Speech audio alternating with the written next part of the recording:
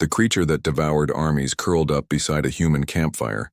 The Vraxan High Command had classified it as a Category Omega threat. The Keltharian Empire had lost 3 entire battle fleets to it. The Zephyrian Republic had evacuated 17 star systems rather than face it.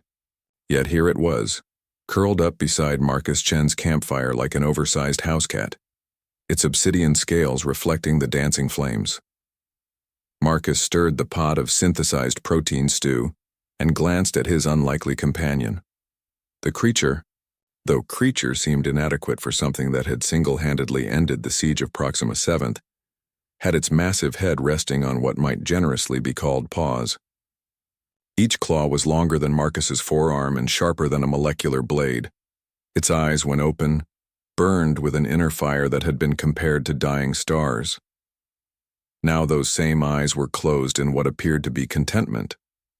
"You know," Marcus said conversationally, ladling stew into a bowl, "the entire galaxy thinks you're some kind of unstoppable killing machine." One massive eye cracked open, fixing on him with an intelligence that made most sapient species flee, in terror. The creature, it had never offered a name and Marcus had taken to calling it Smokey in his head, merely huffed. The sound was like steam escaping from a starship's engine. Marcus had been a xenobiologist before the war, back when humanity was just another emerging species trying to find its place among the stars. He'd studied dozens of alien life forms, but nothing had prepared him for first contact with Smokey 3 days ago. He'd been making camp on the abandoned world of Kepler 442b, conducting a routine survey for habitable resources, when the creature had simply appeared. The rational part of his mind had screamed at him to run. This was the thing that had torn through Admiral Kextar's flagship like tissue paper. The being that had reduced the Vraxan Fourth Army to their component atoms with what witnesses described as casual indifference. The living weapon that made entire civilizations reroute trade lanes to avoid its hunting grounds. Instead, Marcus had looked up from his camp stove and said, "Hungry?"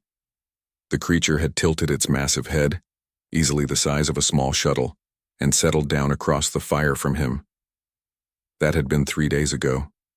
Since then, it had made no aggressive moves, threatened no violence, and seemed perfectly content to share Marcus's simple meals and listen to him talk.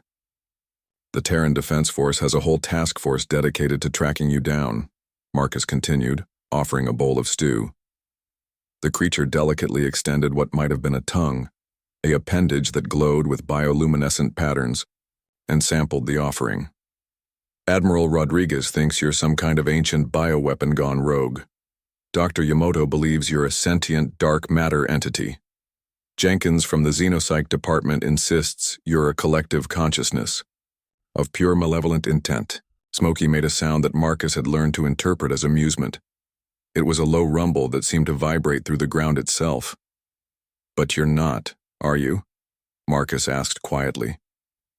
"You're just lonely." The creature's head lifted, and, for a moment, Marcus saw something almost vulnerable in those cosmic eyes. It had been eons since anyone had shown it simple kindness without expecting anything in return. The galaxy saw only destruction where it passed, but Marcus saw the careful way it moved around his equipment, the gentle manner in which it accepted food, the almost grateful way it settled beside the fire each night. "The thing about humans," Marcus said, leaning back against his portable shelter, "is that we have this weird tendency to see individuals where everyone else sees monsters. Take my great-grandmother's dog, Rex. Everyone said he was a vicious attack animal, bit 3 postal workers, chased cars, terrorized the neighborhood. But Grammy saw a scared, abandoned puppy who'd been hurt too many times, fed him scraps from her table every day until he trusted her." The creature's massive form shifted, drawing closer to the warmth of the fire. In the flickering light, its scales seemed less like armor and more like a living aurora. "Of course, Rex never destroyed any starfleets," Marcus added with a chuckle. "But the principle's the same, I think. Sometimes the scariest monsters are just the loneliest ones." As if summoned by his words, a distant rumble echoed across the barren landscape. Marcus's communication device chirped.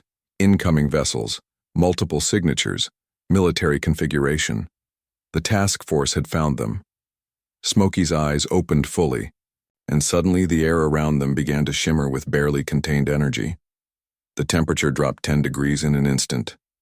This was the creature that had made entire armies simply cease to exist. "Easy," Marcus said softly, raising a hand. "Easy there." The creature looked at him, and Marcus saw the question in those ancient eyes. It would be so simple. One thought, one flex of cosmic will, and the approaching ships would be nothing but scattered atoms drifting in space. "No," Marcus said firmly. "That's not who you are, not anymore." For a long moment they stared at each other, human and cosmic entity, scientist and legend, two unlikely companions beside a dying fire. Then, slowly, the energy dissipated. The temperature returned to normal. Smokey settled back down with something that might have been a sigh. The ships landed 20 minutes later. Admiral Rodriguez emerged with a full combat team, weapons raised, expecting to find either Marcus's remains or the greatest threat the galaxy had ever known. Instead, they found a man calmly banking his campfire while something that looked like a living constellation watched from nearby, making no threatening moves. "Stand down," Marcus called out calmly. "We're just having dinner." As the confused soldiers lowered their weapons, Marcus smiled and gave Smokey a gentle pat on what might have been a shoulder. Sometimes, he reflected, the most powerful force in the universe was simply knowing when to offer someone a bowl of soup and a place by the fire. The creature that had devoured armies purred,